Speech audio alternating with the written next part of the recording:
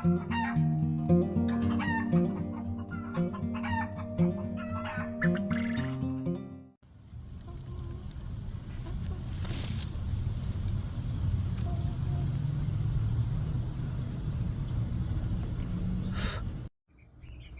right, well, I've had my Govee thermometer out here for a few days, and you can see the maximum temperature has gotten up to 98 in here and the minimum down to 68. So my baby jumbo wild Coturnix quail are 2.5 weeks old right now, and they're pretty much all full feathered out, and they are crowding their brooder. So normally, and I had wanted to wait about 3.5 weeks or so before I bring them out, but we'll take a look at them.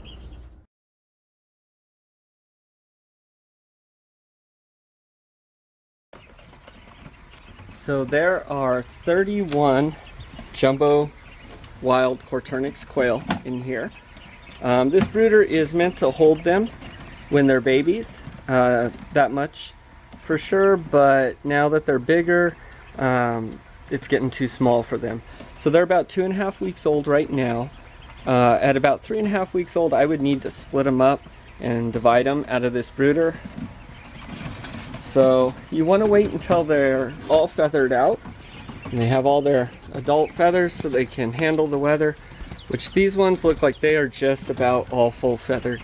I had wanted to give them about another few days to a week, but I am leaving to Quail Con tomorrow, so these little guys, I need to figure something out. The reason being is they're going through these waters. I have 2 of them in here, and they're going through these, like I just filled them up about an hour or 2 ago, but they're going through them 2-3 times a day easy, and their food as well. So I really need to divide them up. Now that you've seen that the temperature is pretty good outside, it's not freezing or dropping, hasn't dropped below 68. So I'm gonna take a gamble, and I'm gonna take half of these birds, well, I'm gonna take 15 of them, and put them in the cage outside. So first things first is I need to get the water, install a barrel thing for an automatic water outside, so my wife's not having to fill them up quite so much while I'm gone, and then we'll move them out. Oh, and I did want to mention too, I stopped using the heat lamp a week ago, and this room has had the window open and the temperature's been regulating itself kind of with outside.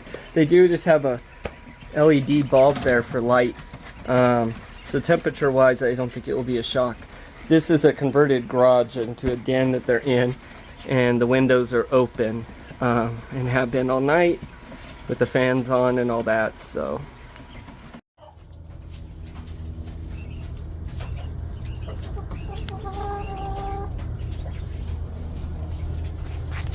I'm putting the shelf in here.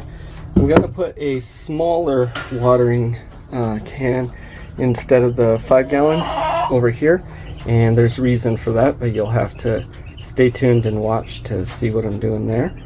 And so I'm going to get some brace built on there, and we'll put a little shelf, and I'll come install that watering can. It'll still give a couple days worth of water, but the way I'm going to have it set up, that won't matter anyways.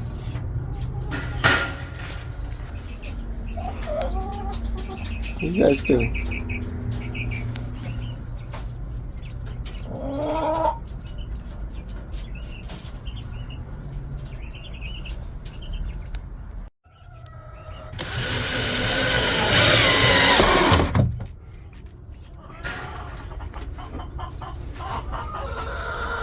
Okay, so I got the little shelf. I'm going to bring out the container, and that should hold just fine. And it'll run a little hose that'll go down to here. And then I did leave this gap here. That's because I'm going to have another hose that goes up in it. So this is the can I'm going to use. It's half the size of the 5-gallon. It's 2.5 gallons. But I think this is going to work really well for what I need it to. It can be filled from here pretty easily. It'll still give them a couple days of water here. And then it has, I'm going to end up putting a tube into the top of here with a little float, and that will come down. That's for a future project. But what I need to do next is I got this this little attachment, I don't know what you call it. Anyhow, I'm going to take my container here, and I'm gonna put a hole in it right there, and this is gonna get attached in, and the inner part will be screwed on, and then it's got the rubber washer. You can see how that'll fit. This will allow me to turn it on and off when I need to clean the tray, so that's nice. And then the end will allow me to connect it to my Winola Ranch water trays, and so that's actually just like this one here, and so it's just really convenient. And then you can see they connects right like that, so they fill up pretty easily. And so I'm gonna go ahead and attach this, and then we'll get that going. So I'm just gonna take my 1-inch bit here, and we're gonna put a hole near the bottom. I want it near the bottom so obviously most of the water can come out. I don't want it right on the bottom though, in case there's any sediment. Hopefully that will sit, so when I clean it out, you know, and get that out. I'm gonna put it on this side, so it's gonna go right here. And so I'm just gonna drill a 1-inch hole right about there, and then this will get threaded into it. It's got my rubber washer on the outside, and this gets screwed on the inside. Now this has this really nice big opening, so I can put my hand down into it to screw it on. That's important with your container. Okay, got my hole. I could take some sandpaper and clean that, but I don't have any, so I'm gonna take my pocket knife, clean that up. And as you can see, it can get pushed in there real nicely.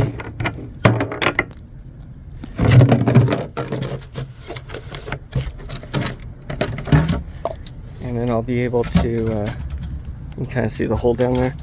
So I'll be able to take the little fitting and screw that on. This just makes it really nice because when you clean the trays, instead of just a straight little spigot, I guess, it's nice to be able to turn it off and then connect everything. This is going to be easy to clean out up top, and then like I said, we're going to do another video where it's actually going to be fed and have a little float in it, but that's for a later time. So for now, I need to clean this up and finish this, and we'll put it inside. Cool, so I got it attached. May have made the hole a little bit bigger than I wanted, but I think it should still be fine. We're going to do a water test. So, it's open. There we go. I don't think that'll hold just fine. There we go, I think that'll hold just fine. Okay, so I'll rinse it out and we'll put it up there.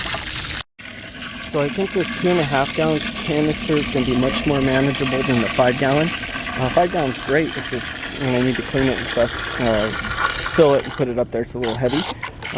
This one's a whole lot easier to move around, and feeding it the way I'm going to do with water to keep it full, I should only need to move it when I need it.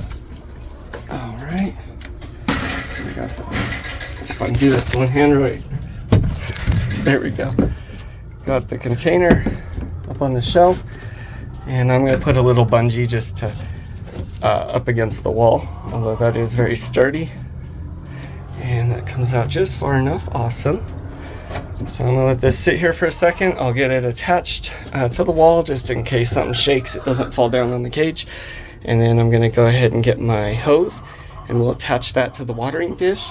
And I am gonna put the some of this black irrigation pipe, extra pipe I had laying around, on the hose just to prevent algae from growing in it. So we got our tubing attached, and I have this extra irrigation piping that actually fits perfectly on here.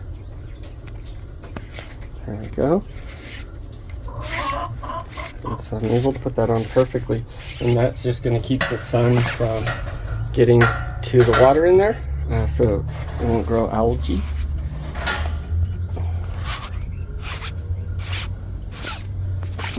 So I put a couple pieces on, that way it can bend, and actually I'll put another little piece on the end here. I'll cut that to size. We'll put that there. We'll put another little clamp like that down on here, and then turn it on. So I guess I might as well say, but I had said I'm going to be putting a little float and a tube in here, and so that's going to go down with a little float that will let it fill when it's low. And that's going to run a tube, and actually right directly behind this wall here, let's see if I can get back here, there's the mess, the chickens will let me. So directly back behind that is my rainwater system off of the Quail Shack. So I'm going to have this feed in here, and that will feed in with a little pump that will click on a timer once a day, and if that float is low, then it will pump water up and keep this full. If not, it won't. I'm also going to have it pump from here across into this 5-gallon bucket here, and so that way either hopefully the rain will fill the rain water system, but if not, I can just I'll just have one system I'll need to fill, and then of course I do want to get a better barrel than the trash can. That's the goal, but we'll do that, and then I'll just have to fill that, and that should keep everything running with the solar system and all,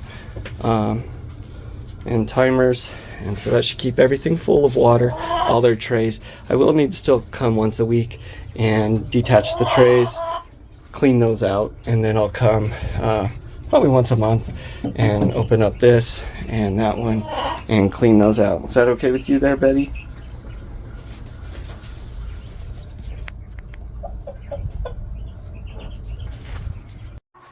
Okay, so here's the test. We got it connected. There's a little bit of water just from when I sprayed the container itself, but it's not leaking at all. And that is connected down into our tray where it has a float in here. And so this float is very similar to the one that will go up in here. But let's try it out. So we'll turn it on. That going, there you go, you can hear it going. See the water running through there. And so that should be, yep, so you can't tell very well on the camera, I guess, but it's pouring out from here. And so that will fill up until the float comes up, and then it will stop it.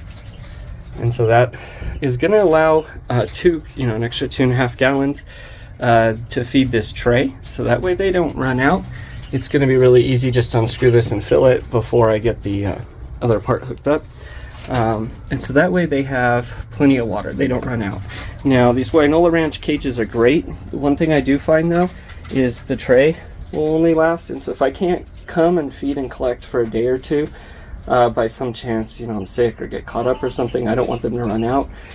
Their trays do go down pretty quickly. It's not bad and it's not a huge concern, but since the water has its extra thing, for food, I just use these. And I think Wynola actually has a good version of this themselves, but this is what I've been using.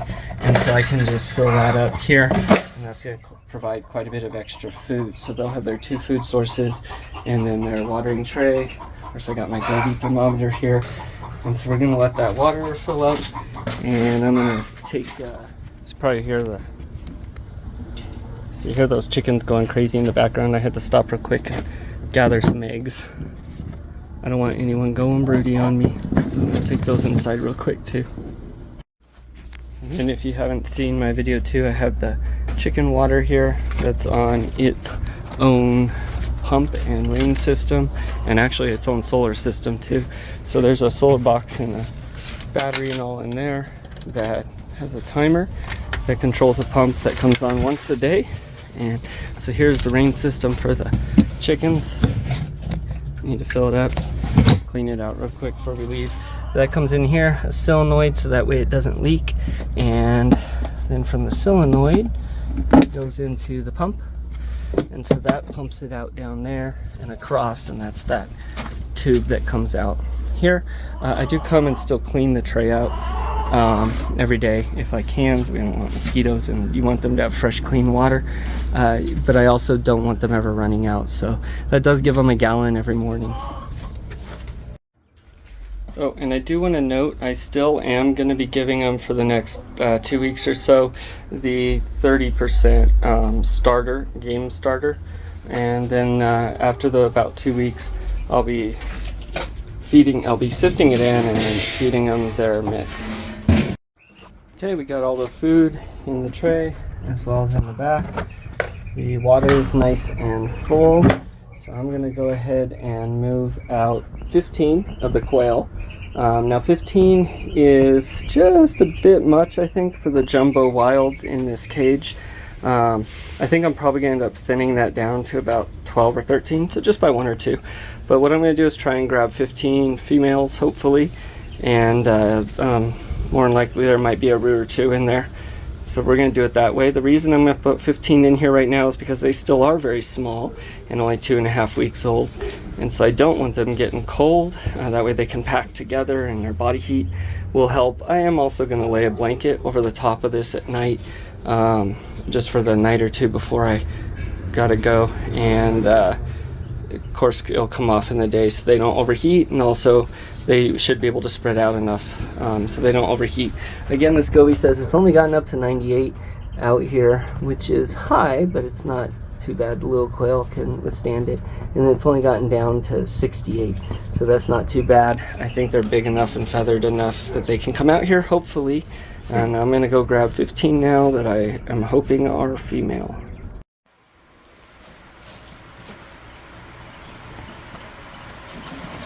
Okay, so I'm going to take out 15 that I'm hoping are female, and I'm not going to show all those, but we'll pull them out and take them outside.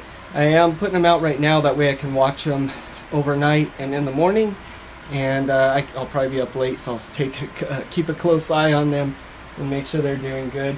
My wife is going to take care of everything while I'm gone, which is absolutely amazing, and my children, and so I do want to make it as easy for them as possible too.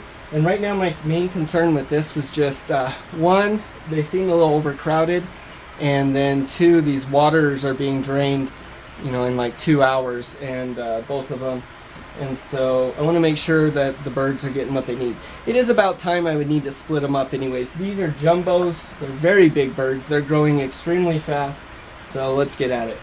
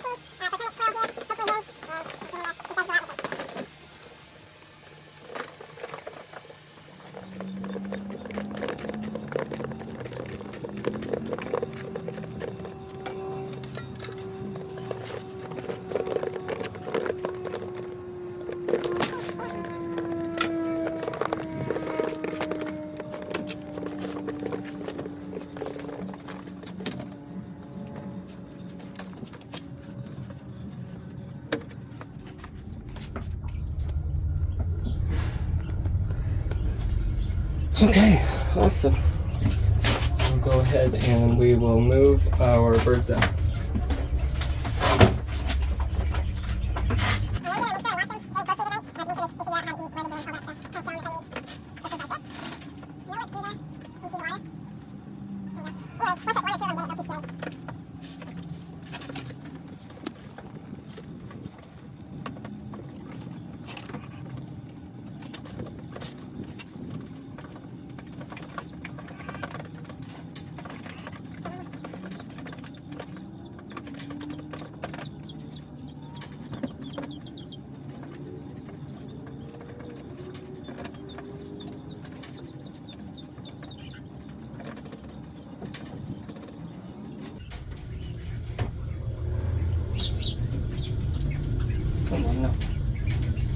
Okay, so there's 15 of them in here. Not too crowded, but not too sparse, I guess. I probably will have to take out just a few, whichever ones end up being roos. But they're going to sit out here right now. It's 84 degrees out here right now, so it's actually a little warmer than it was inside. But I'll shut the door in here. I'm going to turn the little fan on, and so that'll drop it a few degrees in here.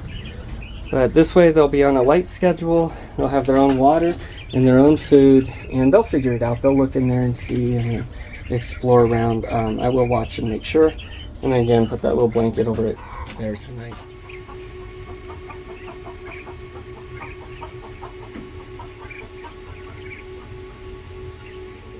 There tonight. But anyhow, that's getting ready. Moving the Coturnix Quail from the brooder to outside, and preparing here for Quail Con. So you guys have a good day, good week, and do the things. Stay strong. Till next time.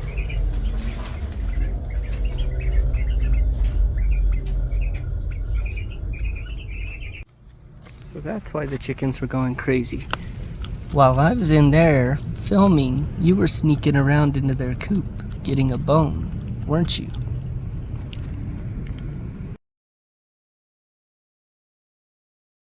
Remember to hit the thumbs up and subscribe. Cooey.